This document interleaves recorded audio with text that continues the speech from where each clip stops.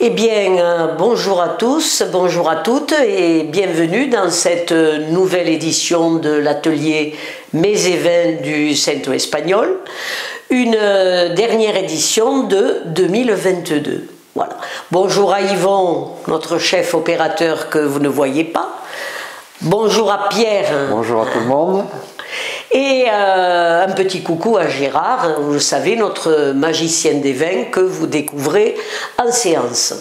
Alors aujourd'hui, vous avez le dernier atelier, vous aviez découvert un repas lyonnais, selon la programmation qui vous avait été expliquée.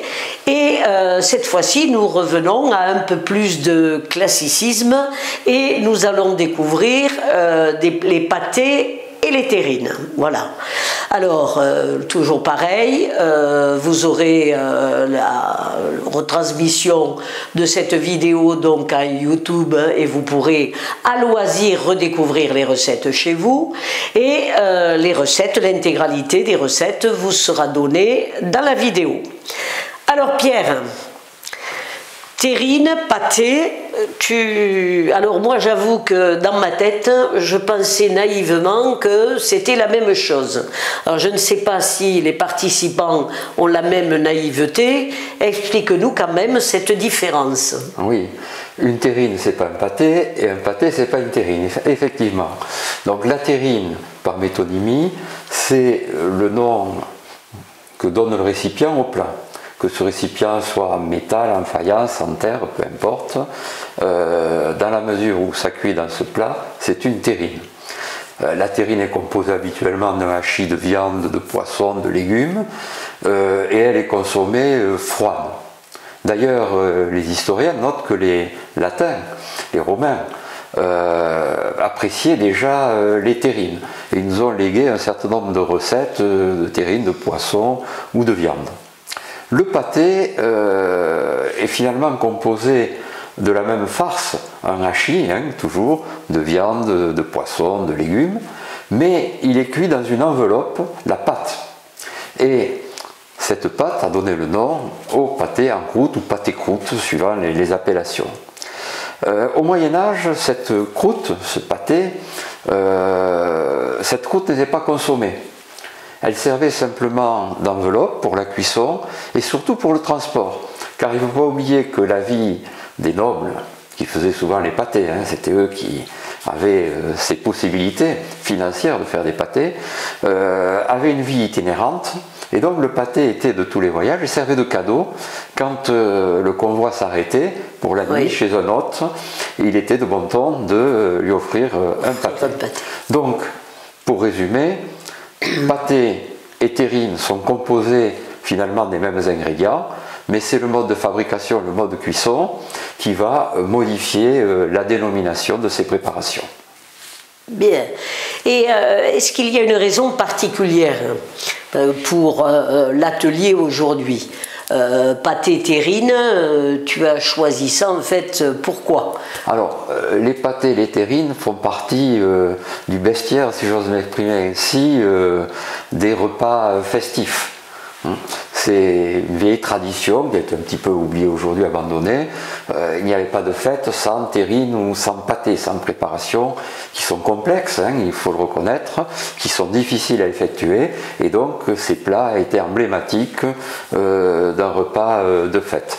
Et donc, comme on n'est pas loin de Noël, on a pensé que ce serait intéressant de proposer ce plat. Alors, on va proposer deux types de préparation pour finalement coller un petit peu au titre de l'atelier. On va proposer un pâté en croûte et une terrine. Le pâté en croûte sera un pâté en croûte alsacien et on va associer à cette préparation de viande une préparation plus légumière et poisson qui sera la terrine. Une terrine en fait à base de légumes anciens, de légumes d'hiver, de poissons, de truites fumées en l'occurrence, et de fromage. Voilà pour vos deux recettes. Parfait. Alors on y va pour le pâté en croûte alsacien. Eh bien, on y va pour le pâté en croûte alsacien. Ce pâté en croûte alsacien, c'est un pâté naturellement régional, toutes les régions ont leur forme de pâté, et ce pâté obéit à un certain nombre de cônes.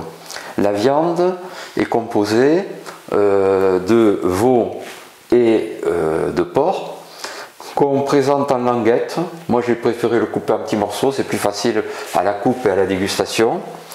J'ai rajouté de la chair à saucisse pour avoir du liant, mais dans le pâté en croûte alsacien il n'y a pas de chair à saucisse, il faut bien le reconnaître. Et j'enveloppe mes viandes avec une farce fine de volaille. C'est pour apporter là aussi un petit peu de liant. J'ajouterai 2 œufs. D'accord. Et puis naturellement, pour que la fête soit complète, de l'oignon, de la persillade, des pistaches et des champignons, des cornes d'abondance ou trompettes des monts. Les 2 appellations sont possibles. Naturellement, le pâté alsacien a une caractéristique, c'est que les viandes sont marinées. Là, je les ai fait mariner dans un petit peu de base armagnac, hors d'âge d'ailleurs, et un petit peu de vin blanc. Elles ont mariné toute une nuit avec une garniture aromatique composée d'oignons, de laurier, de genièvre, de persil. Voilà. Et ces viandes, naturellement, là ont été séchées et vont rentrer dans la composition du pâté. Voilà.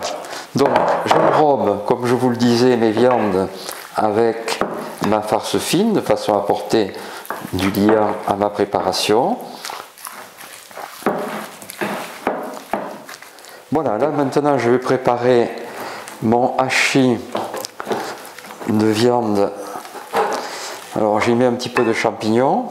Je vais en garder quand même pour faire un petit lit au montage, vous verrez, de champignons pour apporter une petite couleur à la terrine quand elle sera tranchée.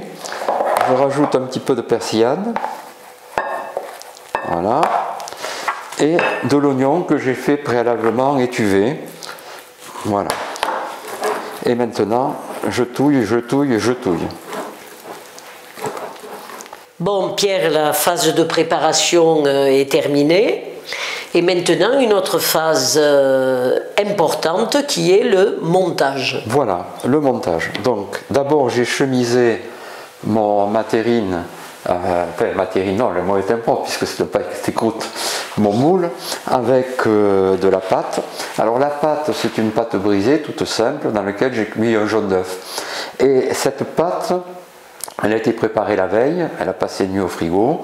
Là, je viens de chemiser le moule il y a 1 heure ou 2. Je l'ai remise au frigo.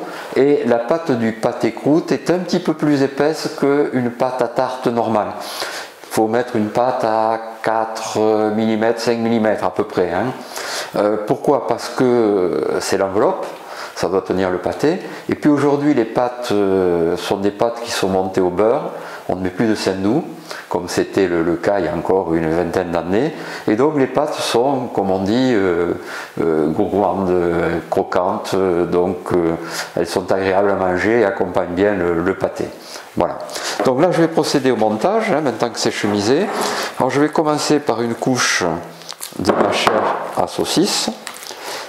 Alors il faut bien garnir le moule et éviter qu'il y ait des bulles d'air.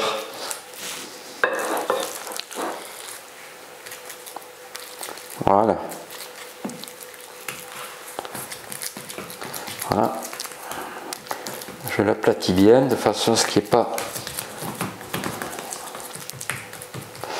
de trou d'air, ça cuira mieux comme ça. Là, je vais mettre une petite couche rapide de champignons pour avoir un petit effet, un petit liseré noir à la découpe. Puis, je vais mettre... On va peut-être le montrer un peu. Oui, montre-le. Parce que je ne sais pas si c'est visible là-bas quand c'est à plat. Là, je vais mettre mes viandes de porc et de veau qui ont été enrobées d'une farce fine de volaille.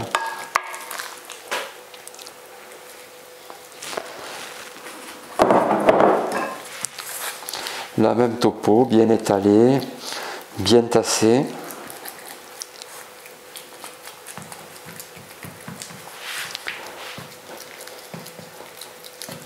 Et je finirai par une couche de farce de chair à saucisse. Voilà, mon moule maintenant est bien garni, vous le voyez. Je vais y mettre le chapeau et pour que ce chapeau puisse coller, je vais mettre un petit peu d'eau sur le bord. C'est l'eau qui va faire coller le chapeau et ensuite je vais le travailler avec ma petite pince pour donner une forme agréable, hein, un décor agréable, mais surtout pour bien coller les bords de façon à ce que le pâté cuise de façon hermétique. Ensuite, je réaliserai des petites cheminées.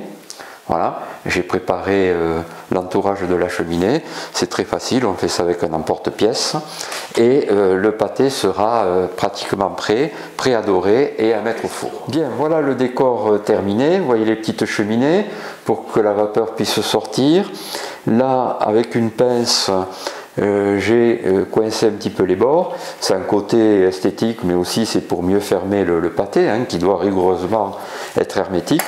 Et maintenant je vais donner un petit coup de dorure.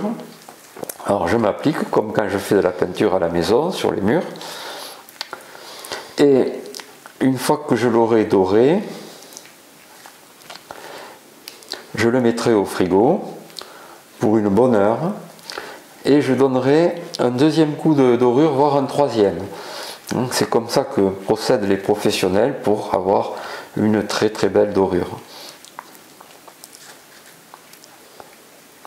Voilà, je n'oublie pas mes petites cheminées, mes petits décors autour des petites cheminées, facile à faire, hein, je vous ai dit avec un emporte-pièce. Et voilà le pâté croûte prêt à mettre au four. Bien.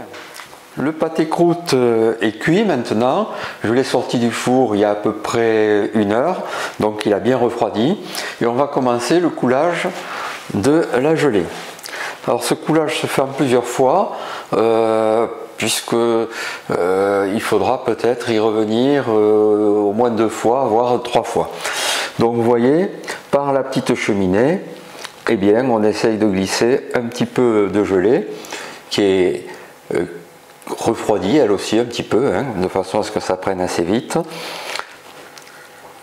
Voilà, je mets de la gelée dans les petits trous. Voilà, et puis maintenant au réfrigérateur et je reprendrai un deuxième coulage à peu près dans 1 heure et un troisième éventuellement 1 heure après.